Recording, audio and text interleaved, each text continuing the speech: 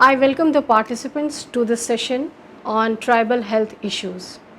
Now, most of the tribes live in a hilly or forested areas where literacy is very tough, physical environment, malnutrition, inadequate access to potable water, there is lack of personal hygiene, and sanitation makes them most vulnerable to diseases, and as a result of this they have a very worse health indicators than general population.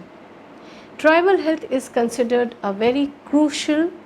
This is a way to understand the living patterns of the indigenous people. Though tribal people represent the heterogeneous groups, yet they have one commonality in terms of poor health indicators.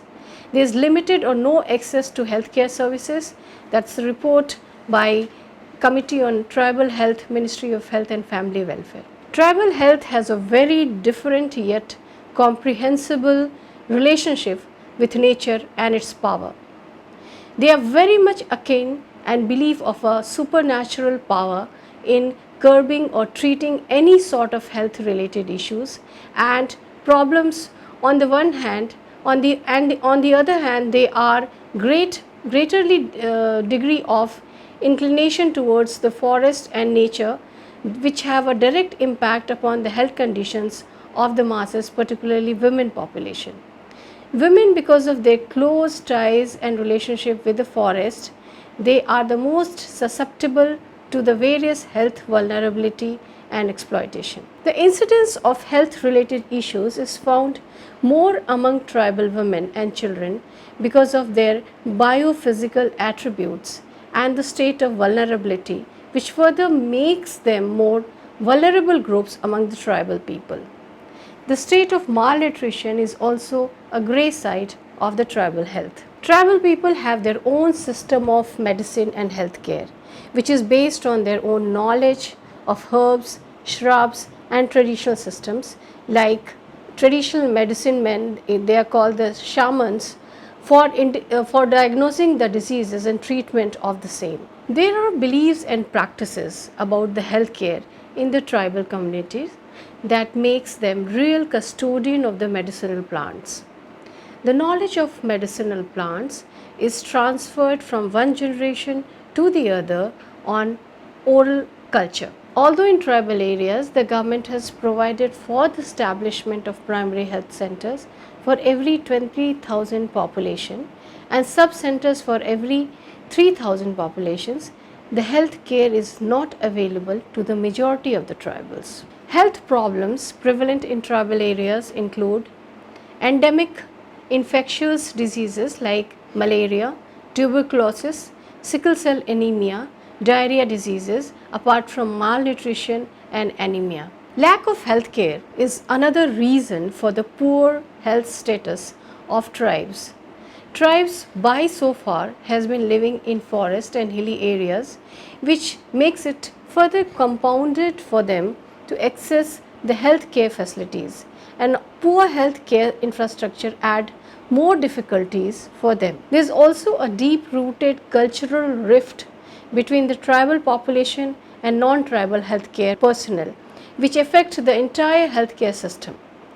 Since tribes are living into far-flung areas, with resultantly affect them the most, making transportation more difficult, and there is lack of mobile transportation in cases of emergency, due to which many cases of death of the people are recorded. Some of the steps taken for the improvement of tribal health care and implementation of comprehensive tribal health policies are promotion of awareness about health issues, changing the behavior of healthcare providers, strengthening of the existing human resources, bringing health services to remote populations, and administrative reform approach. These are some of the steps which have been taken for improvement of tribal health services. The issue related to social, economic and marginalization and deprivation of indigenous knowledge needs to be addressed through appropriate methods of intervention like systematic and scientific evaluation, planned and phased intervention and policy advocacy, and also sustained utilization and mobilization of resources at large levels. The proper documentation of local and traditional knowledge and practices related to healthcare need to be done, and awareness about the scientific ways of healthcare has to be ensured. The modern healthcare system, particularly primary health centers, should be equipped with all modern facilities, and the health personnel should be appointed in these areas to minimum standard of the national health policy, and their regular services should be taken. The magico-religious way of healthcare practices should be on the lines of modern and scientific ways of treatment. Though this kind of religious ways of treatment or treating the diseases are very common and popular among the tribes, it should not be perished away completely, but need a more scientific way to deal with them. We cannot uproot their religious practices and magico-religious practices. It should be rather protected. Since traditional knowledge has its own relevance in the context of health among the tribes, and the modern ways of healthcare are also more significant in the contemporary world, therefore the modern system of healthcare practices and traditional ways has to be integrated and merged into a new system of medicine and health. The awareness camps and programs should be conducted with the help of community-based organizations, CBOs, and NGOs to raise the level of healthcare awareness and utilization of healthcare simultaneously. This mobile-based outreach programs should be conducted at a regular interval, at least once a month, where there is no healthcare infrastructure and accessibility available to these people. Given the areas of inaccessibility and far-flung areas with no or less public transport, the frontier medicine personnel should be given at least two-wheelers transport facilities so that they can ensure the minimum health coverage.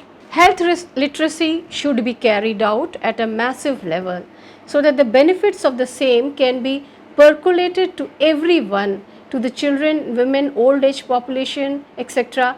To improve the health services in terms of literacy, a comprehensive plan of strategy should be adopted at the local governance level. Since the incidence of communicable and non-communicable diseases are on the rise among the tribal population, there is more mobile health camp should be organized, and it should be integrated into the policy level.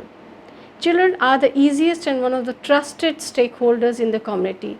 Hence, school level health literacy and knowledge generation program should be conducted on regular basis. Since child nutrition is very high among the tribal population, Anganwadi centers should be strengthened to mitigate the problem of child malnutrition, and special health programs should be conducted to deal with various problems such as malaria, tuberculosis, HIV, AIDS, and other health problems. So these were the basic generic information about the tribal health condition, which is very bad, and it is a time that we should indulge into more strong policies and to be implemented in a better manner. So I thank all my participants for being attentive in this session. Thank you.